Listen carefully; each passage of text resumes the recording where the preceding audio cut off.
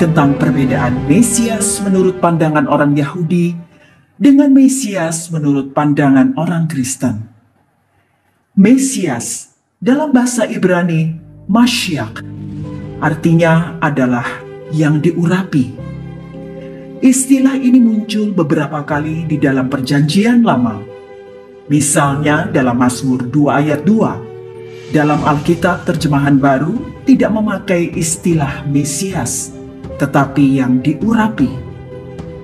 Dalam Perjanjian Lama, istilah yang diurapi mengacu pada orang-orang yang biasanya diurapi atau dituangi dengan minyak sebagai penahbisan atau pelantikan. Mereka ini adalah para imam, nabi, dan raja. Dalam bahasa Yunani, bahasa asli Perjanjian Baru, Mashiach ditransliterasi menjadi Mesias atau diterjemahkan menjadi Kristos atau Kristus. Tetapi dalam Perjanjian Baru, istilah Kristus jauh lebih populer dari istilah Mesias. Mesias menurut pemahaman Yahudi ini sebagian berasal dari Perjanjian Lama, tetapi sebagian besar dari tradisi Yahudi yang merupakan tafsiran atas Perjanjian Lama. Sedangkan konsep Mesias menurut pandangan orang Kristen berasal dari pengajaran Tuhan Yesus sendiri dan pengajaran murid-muridnya. Perbedaan konsep Mesias menurut orang Yahudi dengan konsep Mesias menurut pandangan orang Kristen ini kita dapat dari ayat-ayat Perjanjian Baru, khususnya kitab-kitab Injil. Lalu apa saja perbedaan konsep Mesias menurut orang Yahudi dengan konsep Mesias menurut pandangan orang Kristen? Berikut pembahasannya. 1. Perbedaan dalam hal sifat rohani Mesias. Perbedaan Mesias menurut Yahudi dengan Mesias menurut Kristen yang pertama adalah perbedaan dalam hal sifat rohani Mesias. Orang-orang Yahudi meyakini bahwa Mesias akan datang untuk menjadi pemimpin mereka yang jaya, serta membebaskan dari musuh mereka. Menurut orang-orang Yahudi, Mesias adalah pemimpin politik. Karena itulah mereka mendorong Tuhan Yesus untuk tampil sebagai pemimpin politik mereka.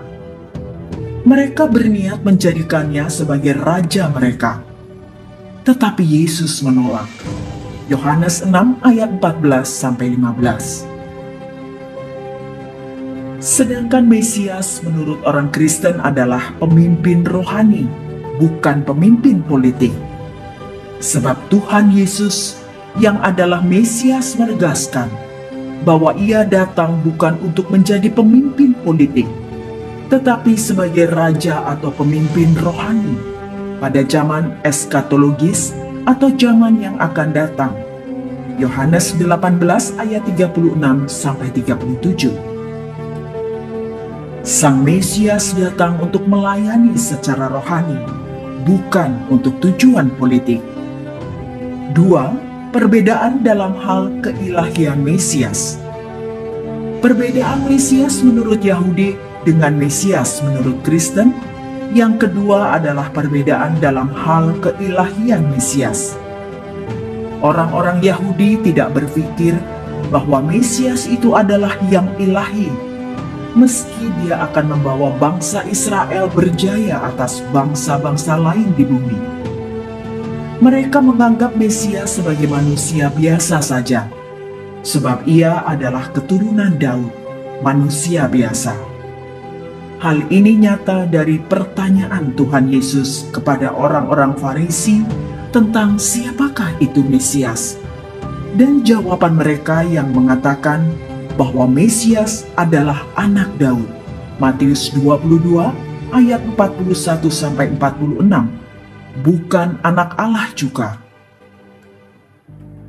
Sedangkan Mesias menurut orang Kristen adalah yang ilahi, Tuhan. Tentu Mesias adalah anak Daud yang insani, tetapi dia juga sekaligus anak Allah yang ilahi. Mesias memang datang ke dunia dalam wujud manusia. Namun pada dasarnya Mesias itu seorang yang ilahi. Artinya, ia adalah Tuhan yang datang ke bumi dalam wujud manusia. Jadi ia bukanlah manusia biasa. Sebagai contoh adalah nubuat Nabi Mika yang telah dikutip di atas. Nabi Mika berkata bahwa permulaan Mesias sudah sejak zaman purbakala. Mika 5 ayat 1. Hal ini dapat diartikan bahwa Mesias itu pada dasarnya sudah ada sejak kekekalan. Dengan kata lain, Mesias itu tidak berawal sebagaimana halnya dengan Allah. Dan istilah anak Allah menjadi identik dengan Mesias. Matius 16 ayat 16. 3. Perbedaan dalam hal kematian Mesias.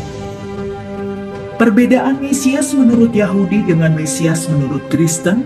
Yang ketiga adalah perbedaan dalam hal kematian Mesias. Orang-orang Yahudi juga meyakini bahwa menurut perjanjian lama, Mesias tidak mati, tetapi hidup selamanya. Yohanes 12 ayat 34. Ini adalah pandangan yang aneh. Mesias mereka yakini sebagai manusia biasa, tetapi tidak mati. Bukankah manusia biasa pasti mati? Tetapi Mesias menurut orang Kristen mengalami kematian. Dari nubuat nabi-nabi, jelas bahwa Mesias akan menderita dan mati bagi dosa-dosa manusia. Sebagai contoh adalah nubuat Nabi Yesaya. Yesaya 53 menubuatkan bahwa Mesias harus menderita dan mati bagi pengampunan dosa manusia. Bahkan Mesias itu juga akan bangkit dari kematian dan menerima upah yang besar dari Allah. Yesaya 53 ayat 7-9 dan Kisah Para Rasul 8 ayat 27-35. Meski Mesias adalah ilahi, namun ia juga akan mati. Ia mati ketika ia berinkarnasi, mengambil rupa manusia. 4. Perbedaan dalam hal figur Mesias. Perbedaan Mesias menurut Yahudi dengan Mesias menurut Kristen yang keempat adalah perbedaan dalam hal figur Mesias. Mesias itu mereka yakini sebagai orang pilihan Tuhan dari keturunan Daud yang akan muncul pada akhir zaman untuk membinasakan musuh-musuh bangsa Yahudi atau Israel, serta membuat bangsa Yahudi atau Israel berjaya. Jadi hingga kini agama Yahudi masih menantikan sosok Mesias. Orang Yahudi menolak Yesus sebagai Mesias sebab mereka tidak melihat Yesus seperti Mesias dalam konsep mereka, yakni berperang melawan musuh. Itulah sebabnya mereka menyalibkan Yesus. Sedangkan dalam agama Kristen, figur Mesias itu adalah anak Allah yang datang untuk membinasakan dosa dan iblis, musuh utama manusia. Dan Mesias itu sudah datang saat ini, yakni Tuhan Yesus. Itulah 4 perbedaan konsep Mesias menurut pandangan orang Yahudi dengan konsep Mesias menurut pandangan orang Kristen.